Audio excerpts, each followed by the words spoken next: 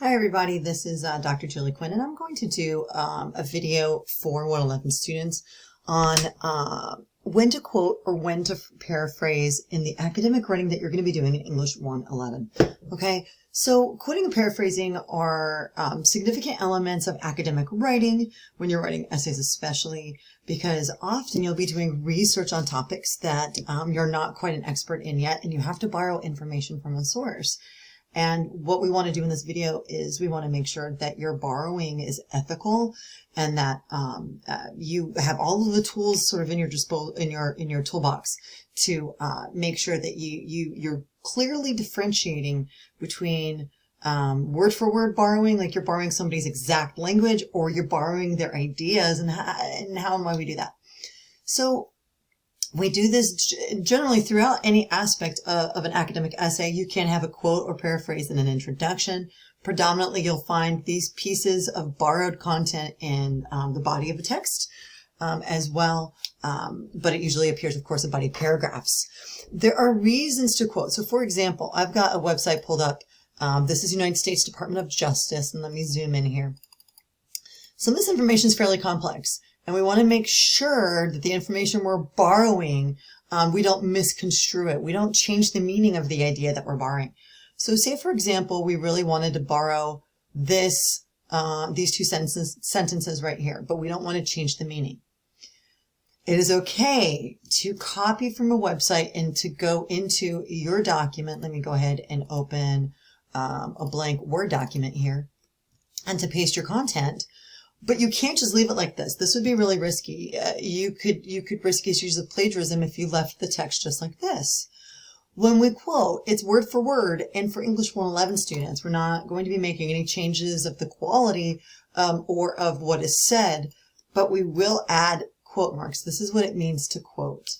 You put these quote marks. You do not have to highlight them. I'm just highlighting them for you to see it in this example. And of course, we then also name the source, Department, let's say U.S. Department of Justice, right? We want to make sure that we are always accurate. And it's not just the Department of Justice. It's the Office of Public Affairs. I think I would probably want to add that as well.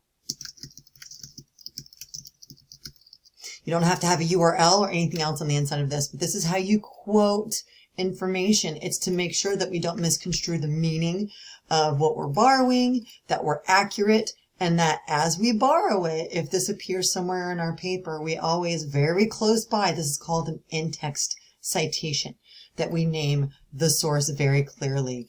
Okay. The reasons to quote is that the idea is complex. You don't want to misconstrue it. Say you're talking about something science related and it's genetics or it's physics, and you want to make sure your readers understand the particulars of that situation. The quote itself is short and effective. Maybe the author is a predominant person in their field, and you want them to lend some sort of additional sort of authority to your text.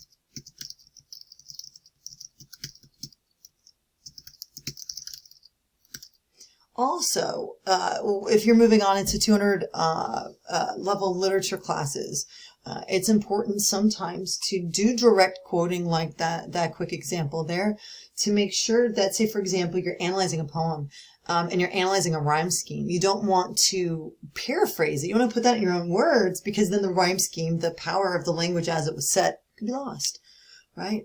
So quoting is a way to share ideas, but to show that you're borrowing it from another source. Now, it's pretty straightforward. In that example, I cut and pasted it from the website. I put the quote marks in, quote mark at the beginning, quote mark at the end. Then I have my citation. And then, of course, at the end of the document, you would have a works cited with the entirety of the source, with the author name, title, website, URL, and copyright date. And then you will be building that in this class as well. Okay. So authors, whether it's a group or a person. So you have these components to have a really good quote. The quote marks. You don't change anything in here. The source named in the body, and then on, the last page, you go ahead and build that works cited entry that is very specific to MLA style, right? But this isn't the only way you do this in academic writing in a college composition class. One of the other things that you can do and that you should practice doing is called a technique called paraphrasing. Paraphrasing just means borrowing ideas, but not borrowing the exact words.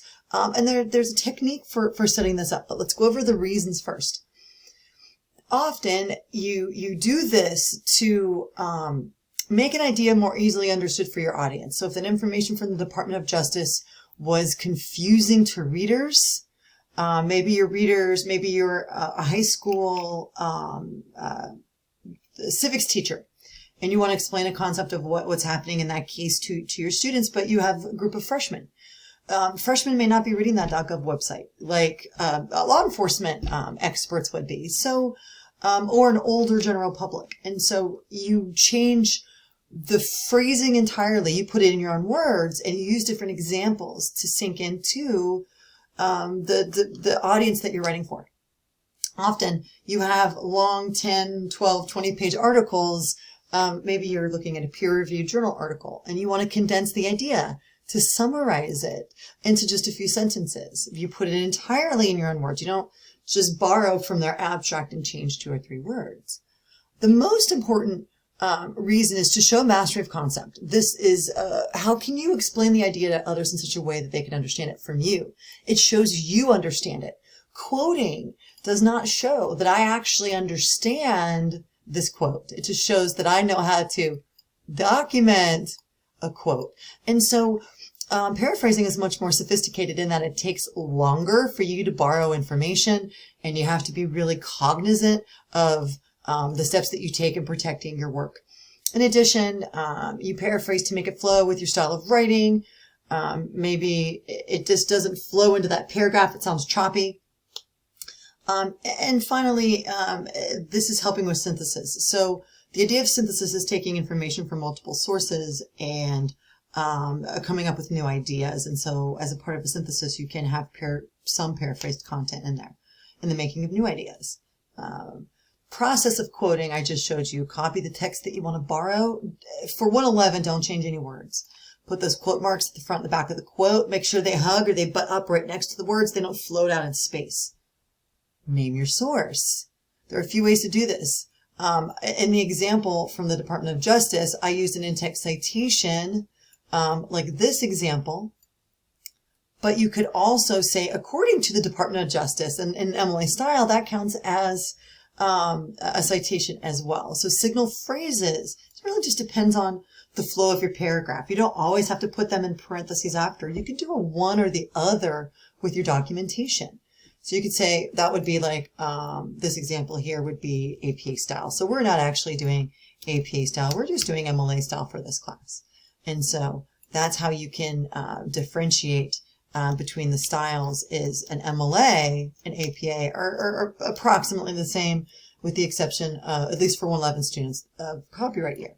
So here's the example like I did with the Department of Justice. You've got your data, and you've got your source, and then the sentence ends.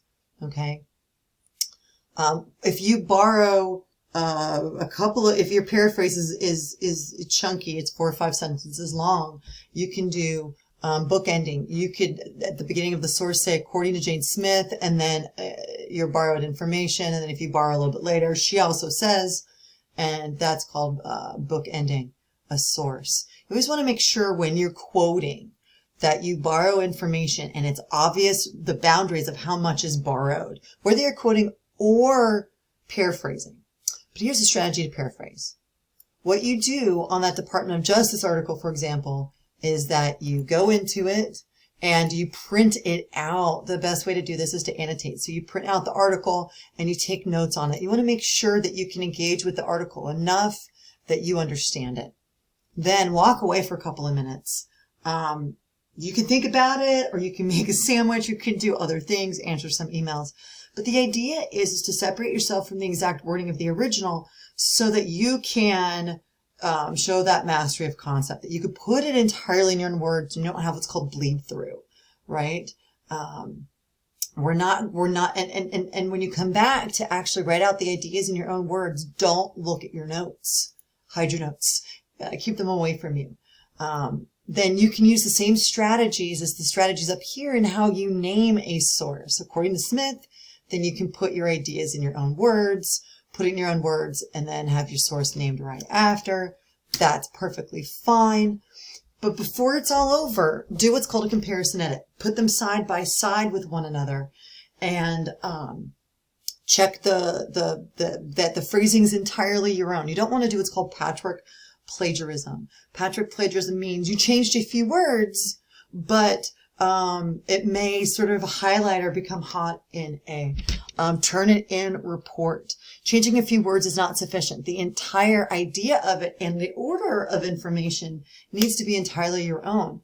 This is why when I advise 111 students, I tell them, you have to borrow information outside of writing narratives. For most of the work that you do, this is part of your critical thinking. This is part of media literacy. And when you borrow that information, you want to make sure you've shown the boundaries of what is borrowed. Even when you put it in your own words, you still have to name your source and have a works cited entry for them, but you're just showing you understand it and can explain it. And when you do that, the balance of quoting and paraphrasing in text elevates your ethos, or your own sort of trustworthiness as an academic writer.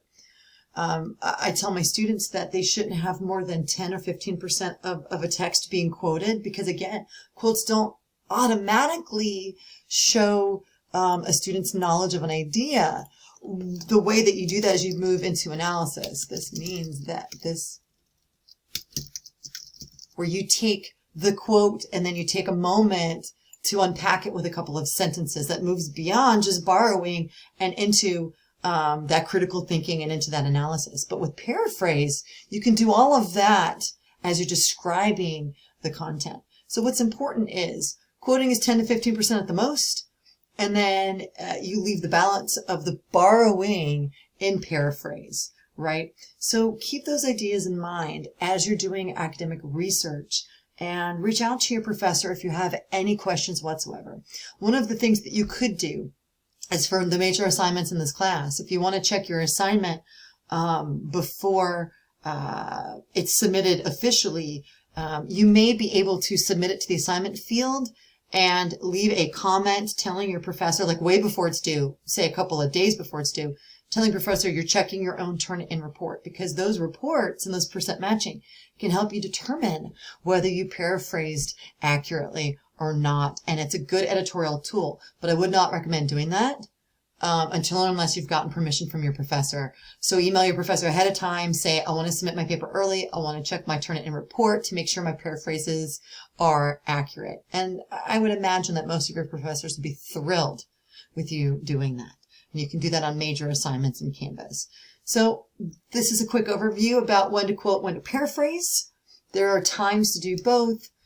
You'll find that you're probably paraphrasing more, and the more that you do that, the deeper understanding of an idea you actually gain. So it helps you learn difficult concepts, and then it helps you become much more confident as you write about them.